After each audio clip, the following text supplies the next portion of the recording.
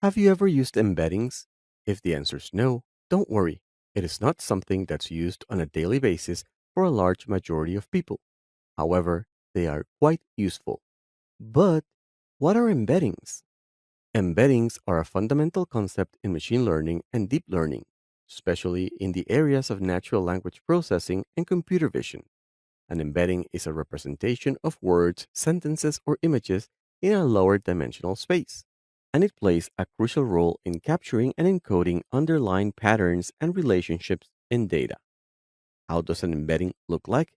Basically, it's a vector that's a list of floating point numbers.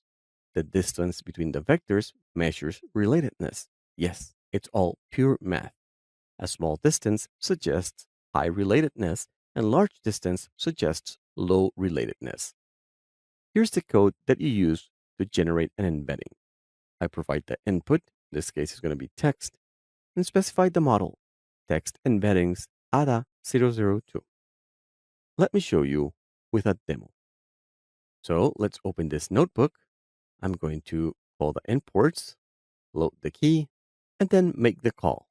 The difference here is just the URL and the request data. Now, when I execute, here's my embedding.